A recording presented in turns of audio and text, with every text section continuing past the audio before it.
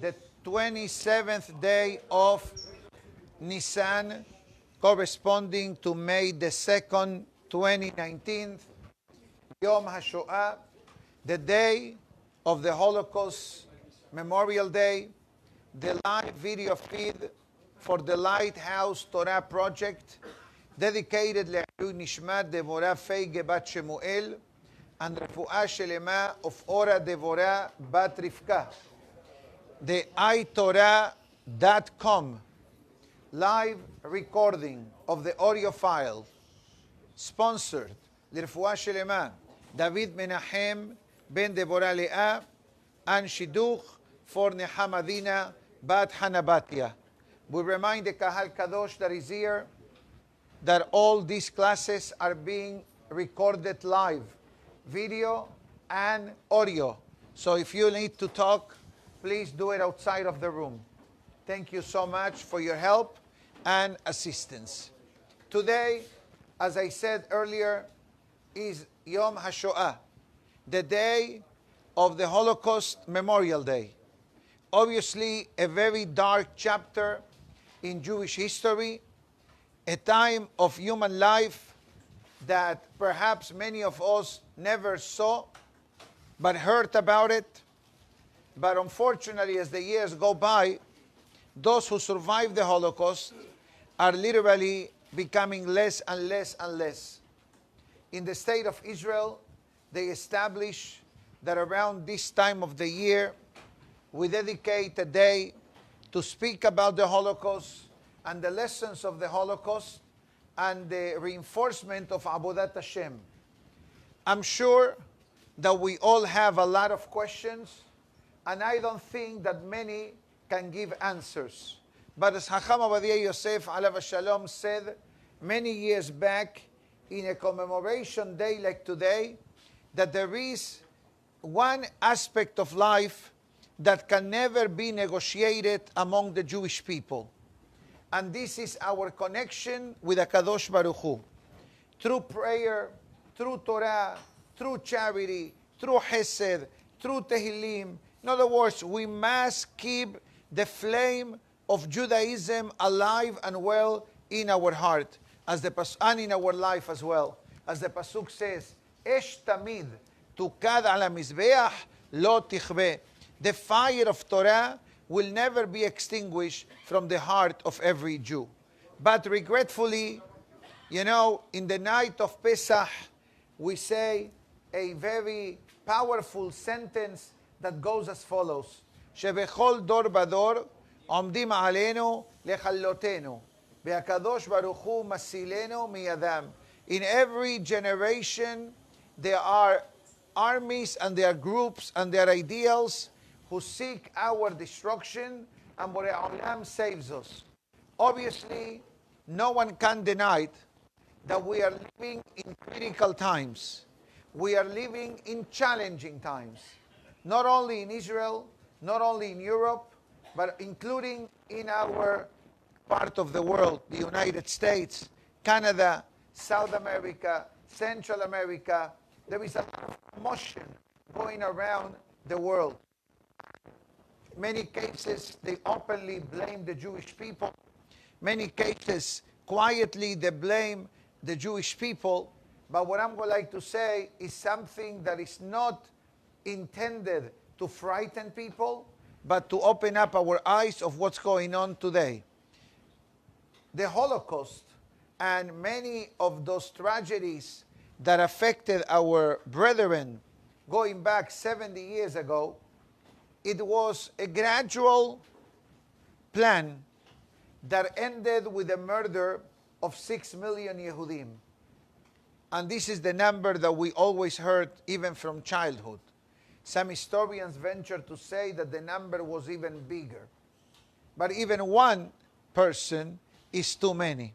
So imagine yourself, millions and thousands of families decimated, wiped out, and literally, trying to survive. Unfortunately, we have seen in the United States more anti-Semitic attack from January 1st till today than the entire 2018. This is the reality. You cannot be oblivious to what's going on. You know, synagogues are spending thousands upon thousands of dollars in added security, which, as I said the other day, it's only an ishtadlut. It's only an effort that we must make as humans that says, Im Hashem lo ishmor ir, shav shakad shomer. If Hashem will not keep an eye on a city, you know, you can have whoever you want, and Borei Olam may have a different plan. We mentioned inside that there is a mitzvah from the Torah to erase the name of Amalek. It's a mitzvah that is always talked about during the period of Purim. The pasuk says in Perashat Zachor, Timche et zecher Amalek mitachat hashamayim lo tishkach. Erase the name of Amalek. And the question that was asked was, how do we know who Amalek is? Nations don't carry a name tag to say we are connected to Amalek. But Amalek, our rabbis tell us, that represents any nation or any group of people that seek the destruction of Am Yisrael. And regretfully, I will tell you that there is competition in the world today who is going to cause more harm to the Jewish people. These are facts that are happening today. Just remember what happened a week ago, less than a week ago, in Poway, San Diego, in the East Court Day, the last day of Pesach, as unfortunately the tragedy, going back a couple of months earlier, Pittsburgh, and other scattered things that many times are not spoken about publicly in order not to cause a panic among the Jewish people in America. But we need to remember, Rabotai, that the only secret to our survival is not limited to government connections. As the Mishnah in Pirkei Avot says, you know, the Jewish people and the government, they need also to keep a certain distance, which this is something that we need to remember. If we believe for a moment that mingling with the Goyim and assimilating ourselves to some of their ways will buy peace and protection to the Jewish people, the Holocaust is the living proof that whenever we try to divorce ourselves from the Almighty, from the Torah, from Avodat Hashem, from prayers, it never ended up in a positive way. The same thing happened during Purim time. Before the miracle of Purim, what was the whole fiasco? The feast of Ahashverosh. And some people say, I'm only eating vegetables. I'm only eating in disposable cups. I'm only saying hello. You know, every person wrote their own Shulchan Aruch. Fast forward, miracle of Hanukkah. What happened in Hanukkah? The Greeks, they realized that to try to annihilate the Jewish people in a single day like Haman wanted to do, it wasn't a successful plan. But to get rid of the Jewish people, but affecting their neshama, slowly but surely, it will cause the spiritual downfall of the Jewish people, because that is one of the main sources of assimilation. Assimilation, although we usually label it as a connection to intermarriage, but what does the meaning of assimilation mean? To assimilate to the ways of the Goyim. And this is a speech that Hacham Obadiah Yosef gave several years back in a memorial ceremony of the day of Yom Hashoah. I'm sure you have heard that a few days ago, thank you, a great tzaddik who survived the Holocaust passed away. He was named as the Admur of Kalev in Jerusalem, a holy man who survived the Holocaust several times. He saw death almost daily. He saw people and family members being killed and executed, and he engaged himself in a dialogue with the Almighty. And the dialogue went as follows, and this is in writing. And it says, Ribono shel Olam, Master of the universe, I'm watching as my brothers and sisters, my parents, are being cast into the fire. And I'm willing to give my life for you. I'm willing to walk to death by singing Anima Amin, by saying the Shema Israel. But let's make a deal. And this deal was made in the concentration camp, which today I believe that there are thousands of people, right, in the March of the Living, correct? And we do know that we have a lot of youngsters from our neighborhood that do the school trip. They go to Poland. They are now in Auschwitz. I just saw a video clip of someone from Miami that is there praying and went with a group of classmates. And from there, they're going to go, Be'ezat Hashem, to Eretz Israel, etc. And it's a very, I can imagine that it's a very emotional trip to walk in the same shadows of death as David HaMelech writes in the book of Tehillim. Baruch Ata Adonai Eloheinu Melech HaOlam, she'akol ni'ya v'tbaroch. So this great rabbi, whichever saw his face, he had no beard. He only had long peot and a couple of hairs coming out, minimal. And the reason of that was because, God forbid, this was part of the medical experiments that the Nazis used to do with Jewish people in Mahshemam. When our family moved to Brazil, 1979, that was the first time that I saw as a child people who really survived the Holocaust, and they had the numbers tattooed in their arms.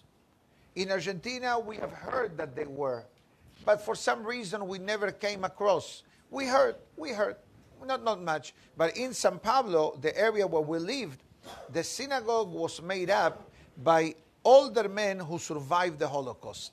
And they came to Brazil post the Second War, and they established their families, traditions, etc. So when we used to go to the mikveh, or the people used to lift up the sleeve in order to put on tefillin, we used to see no one, not two, maybe 30, 40 people putting on, and seeing the numbers tattooed in their hands, in the arms. Unfortunately, as the years go by, many of these survivors are definitely in Gan Eden.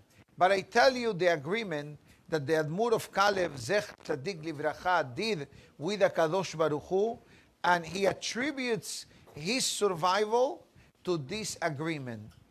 It says as follows: Dear God, I don't remember exactly the words that he said, but he said something like this: Dear God, in a few moments, I'm going to be executed, and I'm going to be thrown into the fire pit like thousands of people were that particular day.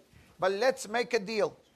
Save my life, spare my life, and I will promise that I will glorify your name in the world. And lo and behold, miracles of miracles happened. Chaim Tovim, he survived that day. Eventually, when the American troops came and they started to redeem and to open up the concentration camps after the defeats of the Germans, Imach Shemam, eventually he was sent as a refugee to Sweden. From Sweden, he came to America for a bit, and then he went to Israel to fulfill his promise, which is basically to open up a network of kolelim, yeshivot, Talmudei Torah, boys' schools, girls' schools, and the name of the institutions were called Shema Israel, to remind the Jewish people the power of our Torah and the power of survival. And there were many great tzaddikim. There was, for example, many years back, there was the Admur of Bobov. I'm not sure if you heard of him. Bobov, I'm not talking about the current ones, 45, 48, those who know.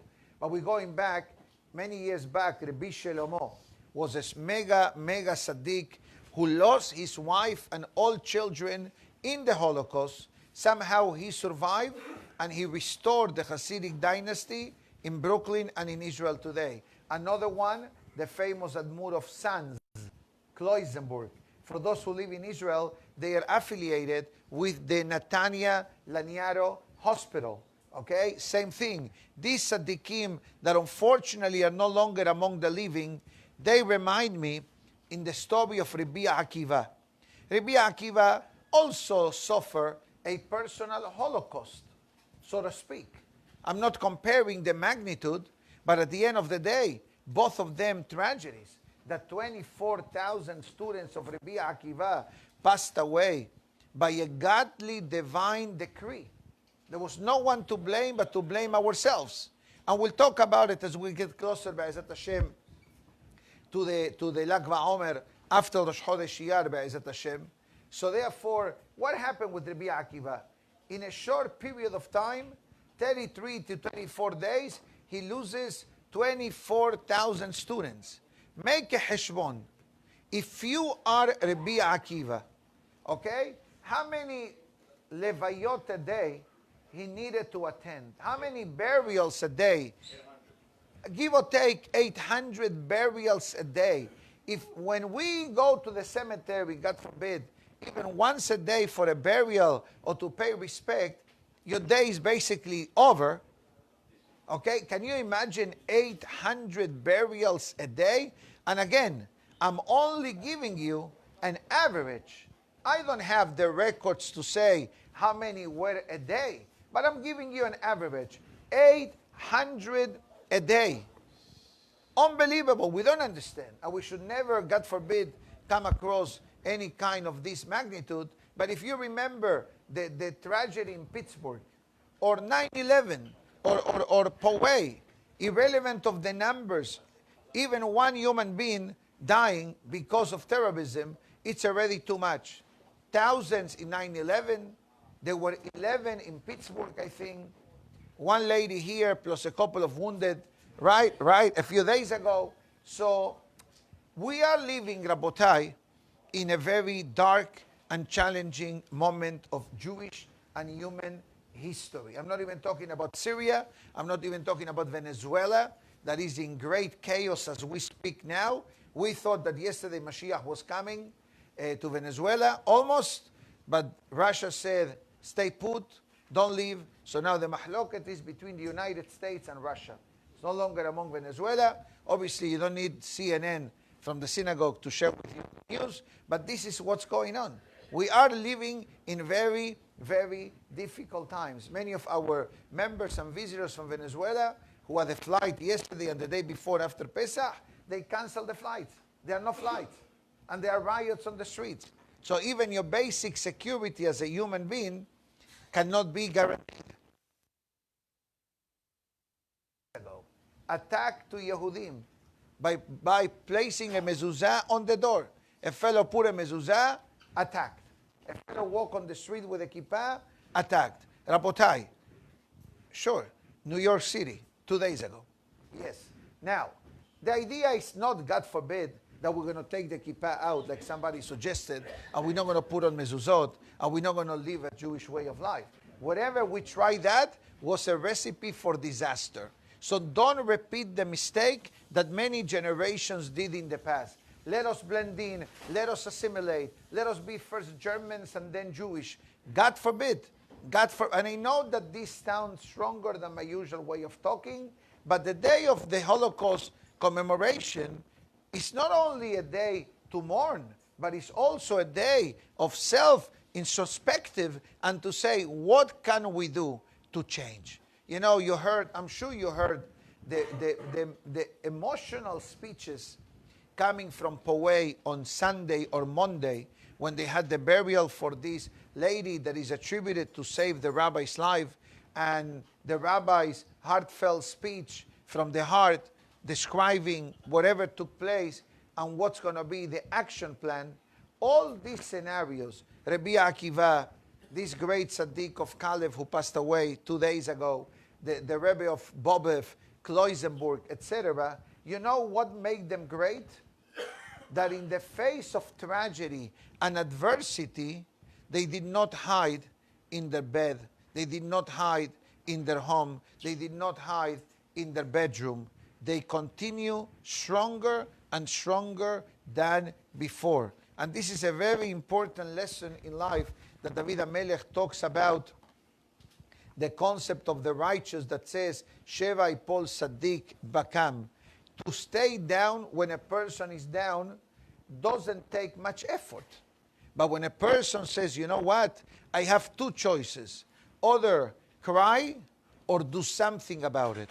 and all these great tzaddikim, we must do something. And Hacham Ovadia Yosef says, the best way, alav shalom, we're going back maybe 25 to 30 years ago, he gave this speech and he said, the best way to keep alive the memory of those that are living is to bring more light into the world. As I said a few days ago, Kesator dohe arbe min hachoshech. A bit of light dissipates a lot of darkness. What kind of light am I talking about? I'm not talking about assimilation and bonding and mingling with goyim. I'm talking about the life of the Torah, the life of Avodat Hashem, the light of Yirat Shamayim. This is the biggest tribute that we can pay to those holy souls which are no longer among the living, and definitely they died just for the mere fact that being members of Am Yisrael. We have questions? For sure. Do we have answers? For sure not. And whoever gives you answers doesn't really know. Because behemet, an atrocity and a crime committed against our previous generations in such a magnitude level, it is definitely a gezerah, is definitely a heavenly decree that perhaps we don't understand the reason why, and it's okay not to understand. But we continue. We remain alive. Am Yisrael Hai, the Jewish people remain alive and well. So Be'ezat Hashem, let this day very, very soon to be reversed into a day of redemption, into a day of joy, into a day of happiness for all of Am Yisrael. Amen. Now, we're going to switch the topic for today, and we're moving on to the daily count of Sefirat HaOmer. Today, we welcome Aharon HaKohen. Well, there is no coincidence that we welcome Aharon HaKohen, because Aharon HaKohen is very important during the time of Sefirat HaOmer. Although Aharon HaKohen has an appearance once a week in the Omer, whenever the Sefirah of Omer connects to Aharon, which is the Midah of Hod. But before we speak about Aharon, let's explain what is the meaning of the word Hod. The word Hod, literally, in English they call it beauty. Beauty. But Hod also means Hoda'ah. Hoda'ah means the importance of a person recognizing Hashem's involvement in the person's life, Hashem's miracles in the person's life. So it says as follows, that when you come to our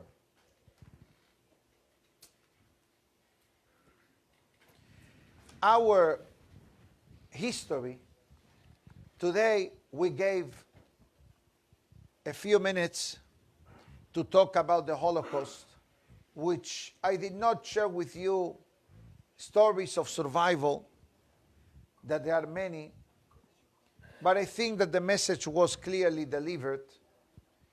Let's go through history to mention some names of dangerous characters who attempted to destroy Am Yisrael, and Baruch Hashem, they are no longer among the living.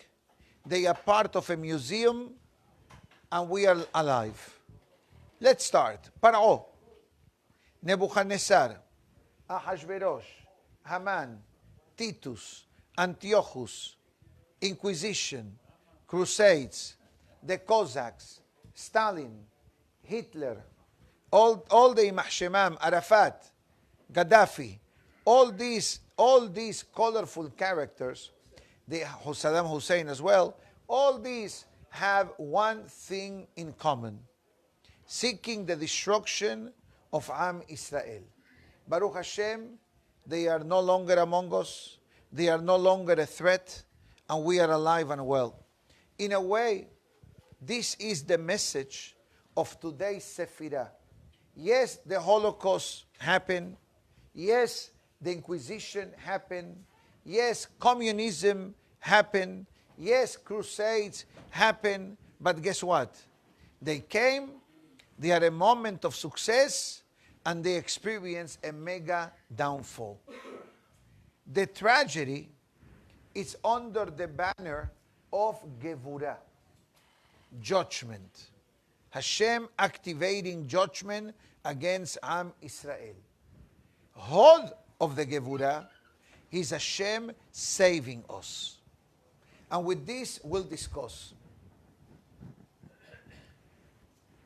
As I said before, the word Hod also means Hoda'ah. Hoda'ah means gratitude. Expressing gratitude to Borei Olam. You know, I mentioned Aharon a few moments ago. And I mentioned the students of Rabbi Akiva. The Gemara says very simply, what was the reason of the passing of the students of Rabbi Akiva? There was lack of harmony and respect between them, which that by itself is a very strong statement. How could it be that mega tzaddikim of the magnitude of the students of Rabbi Akiva, they don't respect each other? So there are many explanations. One explanation says that each one felt that based on the Torah knowledge that they had, they were not given enough respect from the learning partner. When Rabbi Akiva started to see this, that there was no harmony among the students, what he started to do? He started, as the Gemara says, the language of the Gemara says, 12,000 habrutot, 12,000 pairs of students.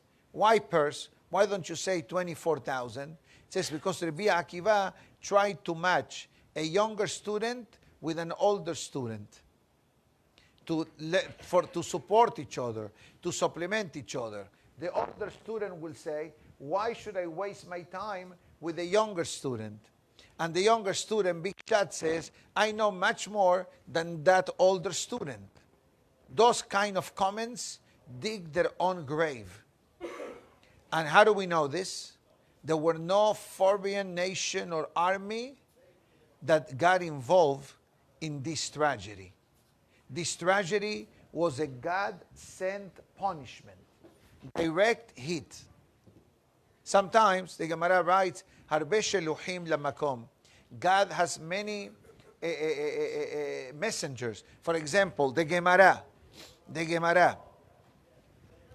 tells us about Germany. Even before Germany became someone in the history of mankind, the Gemara already says, Atid Germania, in the future, before Mashiach's arrival, Germania will create great revolution in the world. And Germania will be a principate that will contain 300 villages. And then if you ever attended the Torah codes class, they show you how Germania, there was a time in history that the colonies of Germania were 300 colonies under the banner. And we remember in history the plan of Hitler, he started to conquer many small European countries. He attempted to wipe out London, England. He went to Russia. He captured part of Russia. And eventually, Russia somehow, defeats, and we know the rest of the story. So number one, in a day like today, a person must give gratitude to Hashem for the survival of those that survive. But also our survival as a nation. Because, as I said before in the Haggadah, Shevechol dor bador omdim aleinu lechalotenu. In every generation, we have challenges to overcome. And it says that one of the messages of today is that a person gives a blessing, so to speak, of gratitude, a prayer of gratitude to HaKadosh Baruch Hu for Hashem saving the person from their difficult moments of life. And we need to understand, once we talk about the Holocaust, moments in life. When you talk about the Holocaust, what is the difficulty in the Holocaust? Surviving that day. As I shared with you in the past, many stories of personal anecdotes, cemeteries in Frankfurt, the fellow who used to put on tefillin on the leg. Remember that fellow? And who made a promise to travel to Auschwitz walking, to walk through the concentration camp, to pray and to make the special prayer if Hashem makes a miracle. And I'm sure that if we look for stories, and heroic act we are going to find. So today is a day of gratitude to HaKadosh Baruch Hu, but also is a day that we need to remember why tragedies happen among the Jewish people. Assimilation is the spiritual disaster, obviously, that affects the spiritual life of the Jewish people. But there is one more tragedy among the Jewish people without Goyim. When it comes to assimilation and anti-Semitism, okay, we talk about Gentiles in the sense of that obviously mixing, mingling. No, we respect every human being, but as Yehudim we have a certain guideline and a certain way of life which is not in accordance with the world. Gentiles fulfill 7 Noahide laws, and that's the end of the story. Yehudim have to do more. But there is one area that for that we need to allow Aharon HaKohen to give today's class. So I'm going to invite Aharon HaKohen to give today's class on the next part of the speech. I'm not moving. He's next to me. I'm going to talk on his behalf. Okay? So he quotes the Mishnah in Pirkei Avot. The Mishnah in Pirkei Avot, right in the first chapter, tells us what were the quality that the students of Aharon HaKohen had. And the short answer is the Mishnah writes, Ohev Shalom, Berodev Shalom. Love the peace and pursue peace. Ohev et haberiot, umkarevan la Torah. Love people and bring them closer to the Torah. And many lessons are learned from this magnificent Mishnah in Pirkei Avot. And it's apropos for the students of Rabbi Akiva. The fact that the Gemara tells you that they were not respecting one another, what does it tell you?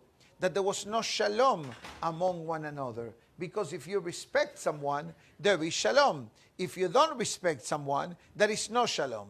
So Aharon HaKohen message number 1 says, if we want to reverse the tragedy of the students of Rabbi Akiva, we need to shape up our behavior. And I'm not talking about only spiritual behavior, but our humanistic behavior. How do we treat people? How do we interact with people? Not only that.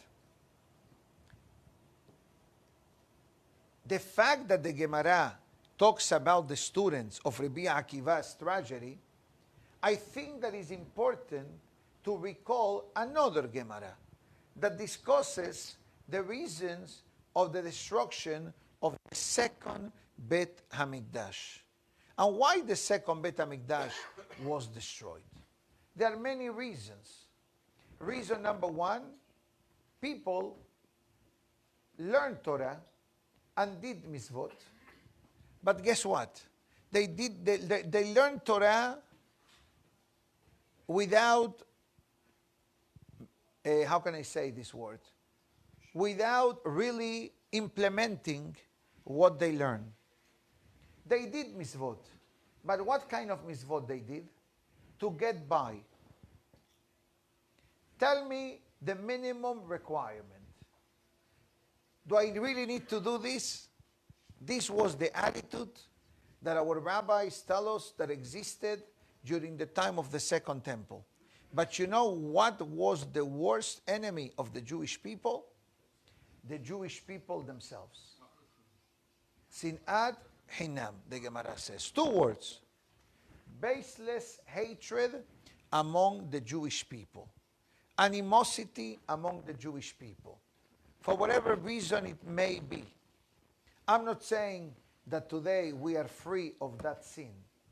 I hope that we can say yes. I really don't know that answer. But one thing is for sure. The more mahloket exists among us, the more sinat hinam slowly penetrates into the person's life. So today's message is to reverse that. Today's message is to hold the hand of Aharon HaKohen, as the Mishnah says, Ohev Shalom, Verodef Shalom. Ohev Shalom means to love peace. Rodef Shalom means what? Pursuing peace. Run after peace. take the extra step, make the extra phone call. Ben Adam LaHavero. Ben Adam LaHavero, it says a very interesting message. And it says, we all, this is the language of today that he uses, we are all ambassadors of Hashem. Every one of us. What does it mean, ambassadors of Hashem? That even when we are on the street, even when we are in the world of business, when we travel, when we are in the supermarket, we have a great opportunity to be a model, example of derejeres, of good manners, of respect, or God forbid, completely the opposite. It's our choice how we are going to be looked at. As proud members of Am Israel or as troublemakers. Which today, and it's not my department to speak about politics, but in some political parties and movements, the biggest headaches are the Jewish people against Israel, which I really cannot understand. My neshama, my heart cannot understand. How could it be Yehudim? How could it be Jewish people against Israel? God forbid. So one answer could be, yeah, Erev Rav. Throughout history, the Jewish people had always sour apples, they call them, right? Or bad apples among us. I hope that I'm wrong in what I'm saying, and I don't have a keen knowledge of the world of American politics, although I know the basics. I know. But unfortunately, sometimes you read these reports or these news reports, and you say, Ribono shel Olam. We're supposed to pray for Israel. We're supposed to have Israel in mind. Again, we are not ingrates for where we live. But at the end of the day, Rabotai, we cannot lose sight that our ultimate goal will be in Eretz Israel. The question is, how soon will that happen? Some of you may be on a flight to Israel in 3 hours. And some of us will have to wait till we get the godly message. It's time to move. Obre Olam sends the redemption to Am Israel. And that's why the Hafetz Chaim writes that how dangerous is to make statements, collective statements specifically, against Am Israel, against Eretz Israel, against a group of people. Sometimes people say, oh, it's this group's fault. It's this type of behavior fault, which we have heard throughout history. And guess what? Those kinds of statements, they carry an element of danger. Because at that moment, guess what? We are creating something called kitrug. Kitrug means an accusation in the heavens against someone. I read yesterday that when a person struggles through life and gives gratitude to Hashem that the struggles are of this level and not, God forbid, something that is beyond repair, that gratitude, that mindset, it creates a good malach that vouches for the person and becomes your negotiator to remove the hardship that you're experiencing in your life. It's an unbelievable concept. It's an unbelievable concept. Obviously, the emunah of the person plays a huge role. Okay, some people, they have an issue and they drown, God forbid. Or some people, they have an issue and they say, oh, Baruch Hashem is only parnasah, it's not health.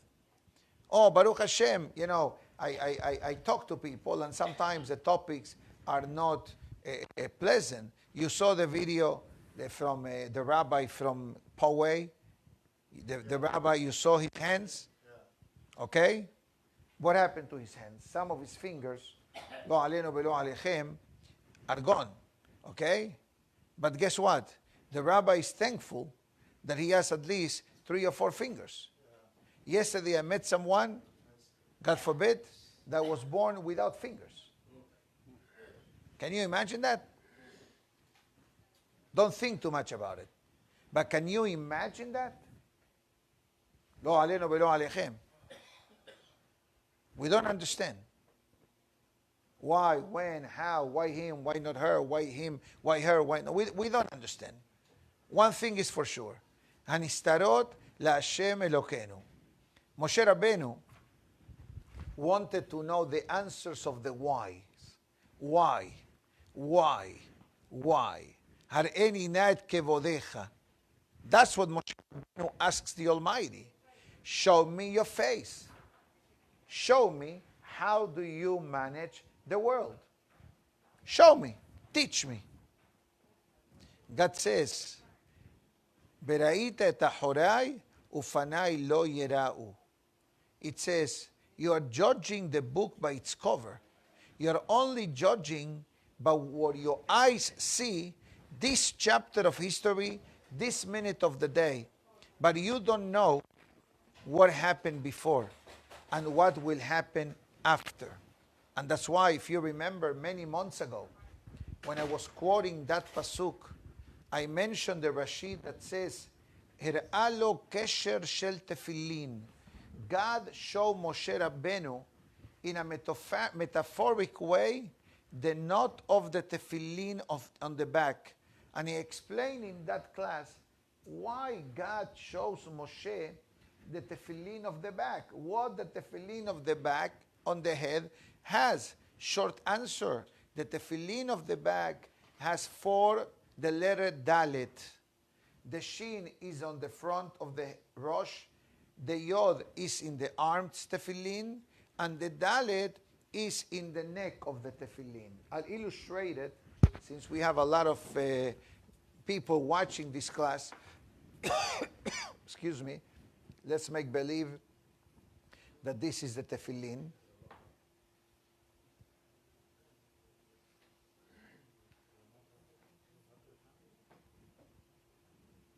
So if you look at the tefillin, you have the shin here. This is what goes around the head. And here in the back, we have like an L shape of the straps, correct? You see the straps? One goes down, one goes to the side. Now, when you look at the tefillin in front of you, you're going to see that you're going to have this.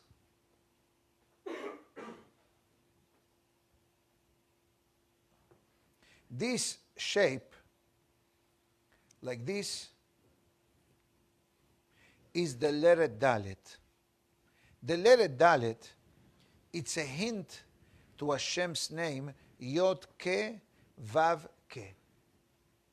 The 4 letters of Hashem's name that describe Hashem's name of compassion. So what is God saying to Moshe Rabbeinu? Moshe Rabbeinu, what in your eyes appears to be bad is actually good. And we don't understand that. It's easier for me to say it than to truly digest it intellectually. We don't understand.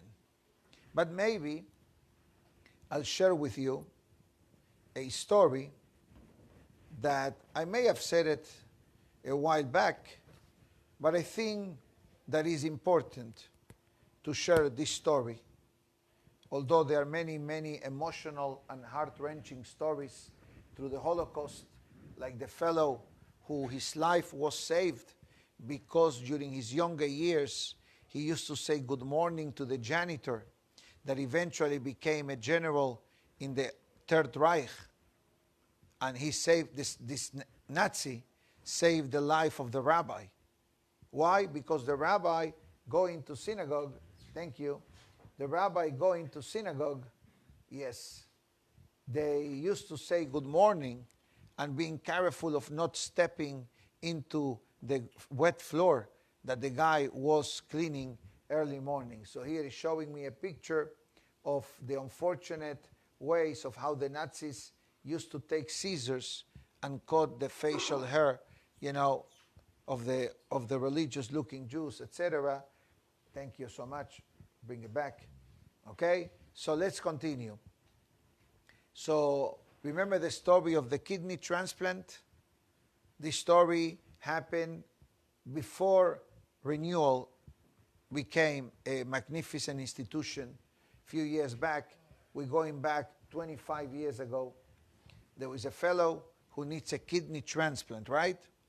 And they tried to find for a match. They found a cousin is a suitable match. So everybody is ready. They set up, they did the procedure. Suddenly, the donor wakes up, and the doctor says to him, go say thank you to your cousin. So the donor, the patient says, doctor, I'm the donor, he's the recipient.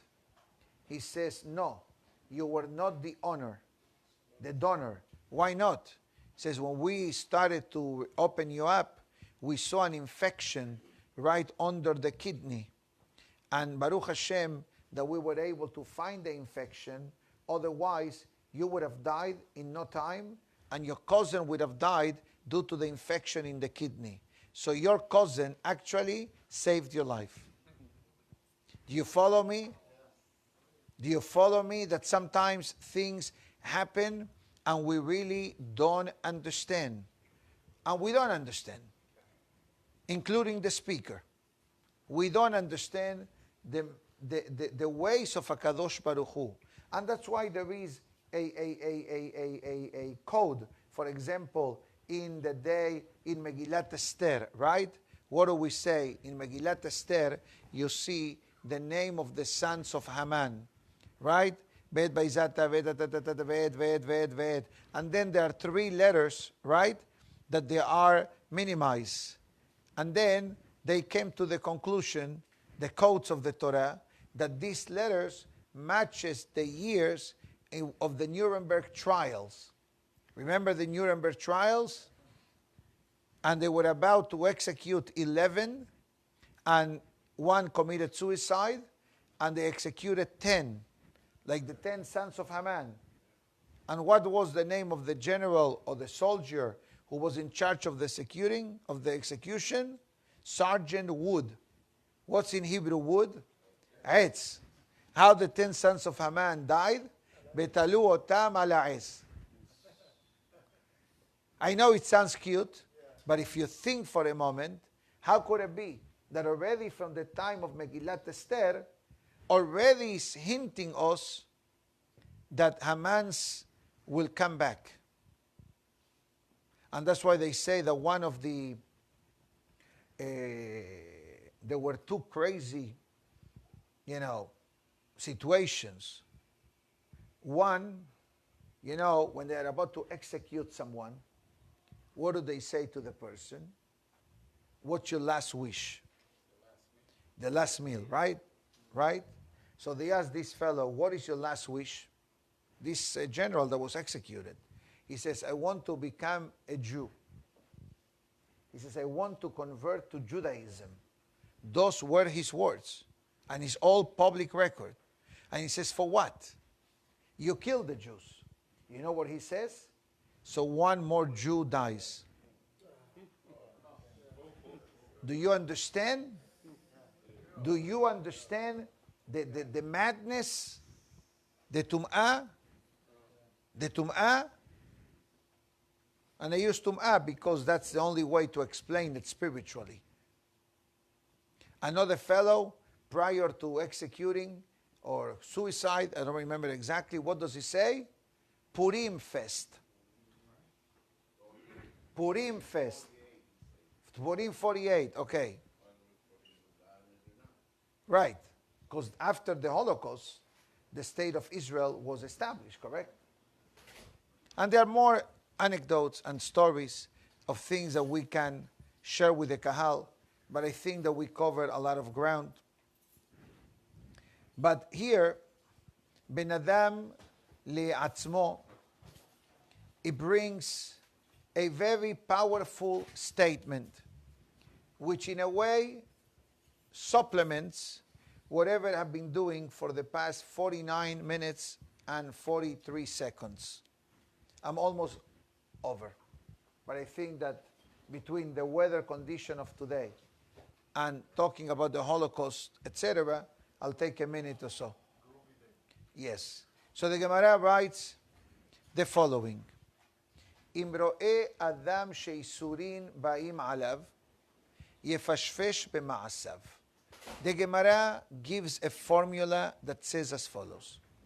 If a person is seeing that negative things or bad things are happening to the person's life, we need to do an examination. What kind of examination? Examination of our actions. And the Gemara gives different formulas. Number one, yefashfesh b'ma'asav. Maybe there is an area that we can improve. And when I say the word an area of improvement, only the person themselves know where are the spiritual deficiencies in our life. In one case, as I said in the past, could be simply as starting to say berachot before and after eating.